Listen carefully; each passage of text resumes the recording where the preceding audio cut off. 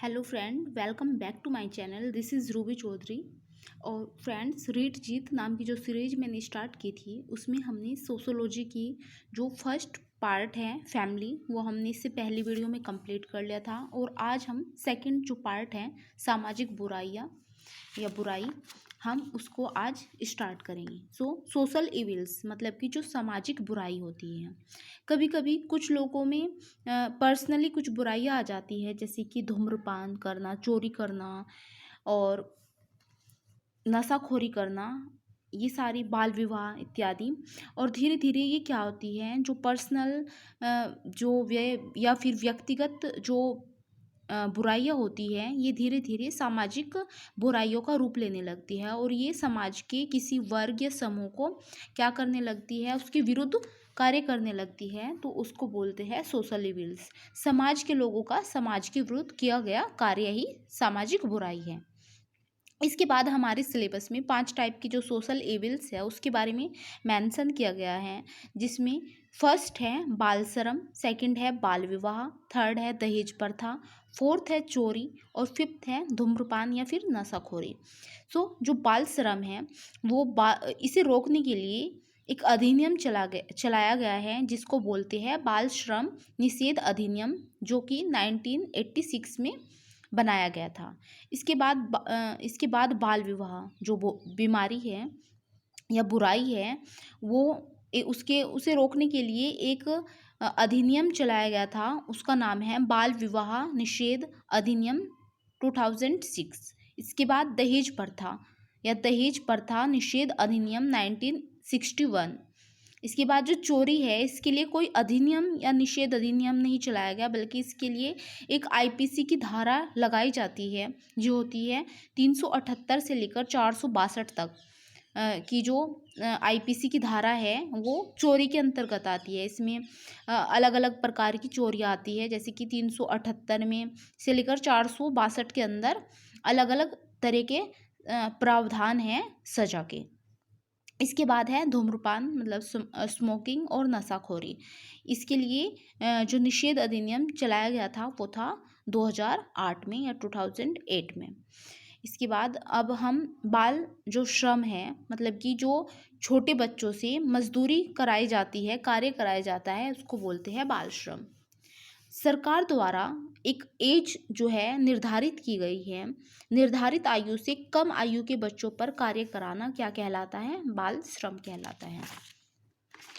इसमें सरकार के हिसाब से बच्चे की मतलब जो अनुच्छेद 24 है उसमें क्या कहा गया है कि 14 वर्ष से जो कम आयु का बालक है उसको बाल श्रम माना गया है, अनुच्छेद 24 में 24 में। इसके बाद एक कारखाना अधिनियम जो 1948 है, उसमें 15 वर्ष से कम बालक की जो एज है उस पे उनसे कार्य कराना बाल श्रम के अंतर्गत आता है। इसके बाद जो खान अधिनियम मतलब कोयले की खान या अदर जो खान होती है उसका भी एक अधिनियम है, वो है 1952। उसके अंतर्गत जो 18 वर्ष से कम उम्र के बालक है उनसे कार्य कराना बाल श्रम के अंतर्गत आता है। तो ये जो अलग अलग यहाँ पर बच्चों की जो एज है वो इन अधिनियम में बताई गई है। जैसे कि अगर एग्जाम में पूछ लिया जाए कि जो कारखाना अधिनियम 1948 है उसके अकॉर्डिंग किस वर्ष तक के बालकों से कार्य कराना बाल श्रम के अंतर्गत आता है, तो वो होगा 15 वर्ष। तो ये अलग अलग है, ये आपको अच्छे से इनको याद करना होगा। तीनों बाल श्रम निषेध अधिनियम 1986 में आते हैं। ये टोटल तीनों ये वैसे अलग अलग है, लेकिन तीनों को 86 का जो बाल श्रम निषेध अधिनियम है उसके अंतर्गत ये आती है। इसके बाद कुछ इसके अपवाद भी है, जैसे कि अगर कोई बच्चा जिसकी आयु 14 वर्ष से कम है और वो विद्यालय के बाद अपने व्यवसाय में जाना चाहता है, अगर वो अपने फैमिली बिजनेस में अपने पापा के पास या कोई कार्य कराता है बिजनेस में, तो वह बाल श्रम नहीं होगा, क्योंकि वो अपनी मर्जी से कार्य कर रहा है। और इसके बाद अपनी एबिलिटी के हिसाब से किसी भी नाटक या चलचित्र में काम कर सकता है। जैसे कि आप देखते हो टीवी सीरियल्स या मूवीज़ वगैरह, उसमें छोटे छोटे बच्चे कार्य करते हैं, तो वो बाल श्रम में नहीं आएगा। इसके बाद 18 से कम वर्ष का बालक सर्कस में कार्य कर सकता है, लेकिन खतरनाक कार्य नहीं कर सकता। मतलब कि कार्य कर तो सकता है वो अपनी जीविका चलाने के लिए, लेकिन वो कार्य खतरनाक न हो। तो ये इसके कुछ अपवाद है। इसके अलावा अगर कोई बच्चा किसी कारखाने में किसी अन्य जगह पर कार्य कर रहा है, तो वो बाल श्रम में आएगा। इसके बाद बाल श्रम के कुछ कारण हैं। वे कारण क्या है? एक तो बढ़ती हुई जनसंख्या। जब जनसंख्या ज़्यादा होगी, फैमिली में मेंबर्स ज़्यादा होंगे, तो वो क्या करेंगे, छोटे बच्चे भी कोशिश करेंगे कि वो कहीं से मतलब कमाई कर सके। इसके बाद निर्धनता, मतलब गरीबी और बेरोजगारी। थर्ड क्या है? स्कूल न भेजना। जब बच्चे स्कूल नहीं जाएगा तो वो क्या करेगा, वो बाल श्रम करेगा और वो अपनी जीविका चलाएगा। इसके बाद सरकारी कानून का जो क्रियान्वयन न होना, मतलब कि जो गवर्नमेंट पॉलिसी है बाल श्रम को लेकर, वो ज़्यादा स्ट्रिक्ट नहीं है और वो अच्छे से कार्य वो नहीं कर रही है, ये भी इसका एक कारण है। एक सस्ता श्रम मिलना। अगर आप बड़े किसी व्यक्ति से कार्य कराते हो 18+ के, तो आपको क्या होता है, उसको श्रम ज़्यादा देना पड़ता है, मतलब सैलरी ज़्यादा देनी पड़ेगी। तो छोटे बच्चे क्या होते हैं कि वो 50 रुपये में, 100 रुपये में वो पूरा दिन कार्य कर लेती है। तो सस्ता श्रम उनको जो व्यवसाय करने वाला व्यक्ति है या कोई दुकानदार है वो दे देता है। तो वो भी इसका एक कारण है कि उनसे सस्ता श्रम उनको प्राप्त हो जाता है। इसके बाद शोषण आसानी से किया जाना। छोटे बच्चों का जो शोषण है वो आसानी से किया जा सकता है, क्योंकि वो मेंटली इतना नहीं समझ पाते कि उनका शोषण हो रहा है। इसके बाद इसके कुछ दुष्परिणाम भी हैं, जैसे कि बालक का शारीरिक और मानसिक विकास न होना। अगर बच्चा कम उम्र में कार्य करेगा तो उसका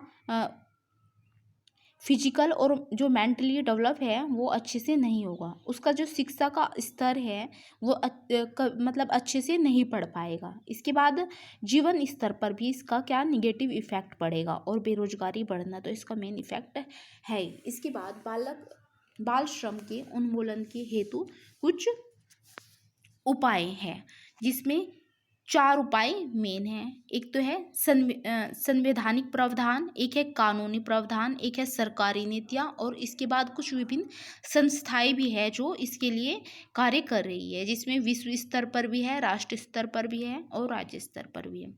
संवैधानिक प्रावधान भी होती है जिसमें अगर कोई व्यक्ति नहीं मानता है तो उसको सरकार के द्वारा दंडित करने का प्रावधान होता है। जैसे कि अनुच्छेद 24 बाल श्रम के लिए है, अनुच्छेद 21A, अनुच्छेद 39E। इसके बाद अनुच्छेद जो 24 है उसमें क्या बताया गया है कि 14 वर्ष से कम बालक पर कार्य न कराना। 24 जो अनुच्छेद है उसमें 14 वर्ष से जो निम्न आयु का बालक है, अगर उससे कार्य कराया गया तो वो बाल श्रम की श्रेणी में आता है। अनुच्छेद 21A में क्या बताया गया है कि जो 86वां या 86वें संविधान संशोधन हुआ था 2002 में जो हुआ था, उसके तहत अगर 6 से 14 वर्ष के बालकों को क्या दिया गया था, शिक्षा का अधिकार दिया था, और इसे लागू करने हेतु 1 अप्रैल 2010 को कानून बनाया गया, जो RTI एक्ट 2009 के अंतर्गत आता है। तो जो अनुच्छेद 24 है उसमें क्या बताया गया है, 14 वर्ष के बालक पर कार्य न कराना। और अनुच्छेद 21A में जो 86वां संविधान संशोधन हुआ था उसमें 6 से 14 वर्ष के बालक को बोला था कि उनको शिक्षा का अधिकार है, इससे कम उम्र का बच्चा कोई भी बाल श्रम नहीं करेगा। अनुच्छेद 39E में किसी भी पुरुष व महिला को ऐसे कार्य पर नहीं रखा जाएगा जो उसके एज के अकॉर्डिंग ना हो। मतलब कि कोई भी ऐसा हैवी वर्क नहीं कराया जाएगा कारखानों में या किसी खान में किसी भी पुरुष और महिला से भी, मतलब कि जो उनकी उम्र के हिसाब से ना हो। इसके बाद ये तो था संवैधानिक, जिसमें संविधान में जिसका जो लिखित रूप में है। एक है कानूनी प्रावधान, जो कि 1979 में गुरुपद स्वामी समिति जो है उसने 1986 बाल श्रम निषेध अधिनियम 1986, पहले क्या हुआ था 1979 में एक गुरुपद स्वामी समिति बनाई गई। उसके बाद 1986 में बाल श्रम निषेध अधिनियम बनाया गया, इसी का नाम बदलकर बाल श्रम निषेध हो गया, और जिसमें सजा 3 माह से 1 वर्ष का कारावास और 10,000 से 20,000 का जुर्माना रखा गया था। लेकिन धीरे धीरे जब इस कानूनी प्रावधान का लोग उल्लंघन करने लगे तो ये 2016 में इस नियम को कठोर कर दिया गया और जो सज़ा है वो 3 माह से 1 वर्ष और 1 वर्ष की जो कारावास था वो 2 वर्ष का हो गया। मतलब 1 वर्ष से 2 वर्ष का कारावास और 20,000 से 50,000 तक का जुर्माना रख दिया गया। इसके बाद कुछ सरकारी नीतियां हैं जो 14 अगस्त 1987 में श्रम व रोजगार मंत्रालय द्वारा चलाई गई। इसके बाद कुछ विभिन्न संस्थाएं भी अपने स्तर पर कार्य कर रही है, जैसे कि विश्व स्तर पर क्या है, यूनिसेफ मतलब United nation international child emergency fund, जो 11 दिसंबर 1946 में इसकी स्थापना हुई थी। इसका मुख्यालय न्यूयॉर्क में है और 1949 में इंडिया इसका सदस्य बना था। United nation international child emergency fund. इसके बाद राष्ट्रीय स्तर पर राष्ट्रीय बाल श्रम उन्मूलन प्राधिकरण जो 26 सितंबर 1994 में बनाया गया और राष्ट्रीय बाल अधिकार संरक्षण आयोग जो 5 मार्च 2007 और जो संवैधानिक आयोग है इसमें 2 औरतें हैं, 2 वुमेन्स और कार्यकाल इसमें 3 वर्ष इनका होता है और सदस्य होते हैं 1+6। इसके बाद राज्य स्तर पर राजस्थान राज्य बाल अधिकार आयोग जो है उसने भी इस पर बाल श्रम पर कार्य किया है, जो 23 फरवरी 2010 को जिसकी स्थापना हुई। इसका कार्यकाल क्या था, मतलब इसमें जो कार्यकाल होता है इस जो राज्य स्तर की जो ये संस्था है इसका कार्यकाल होता है 3 वर्ष। इसमें 2 औरतें होती हैं और इसमें टोटल सदस्य होते हैं 1+6। एक जो होता है 1 जो होता है मेन वो होता है अध्यक्ष और 6 अन्य सदस्य होते हैं जिसमें 2 महिलाओं का होना अनिवार्य है। मतलब जो ये 1+6 है इसमें एक होता है अध्यक्ष और 6 होते हैं अन्य, और इसमें कुछ जैसे कि 2 महिलाएं राज्य स्तर में और जो राष्ट्रीय स्तर में इधर बताया गया है उसमें भी 2 महिलाओं का होना अनिवार्य है।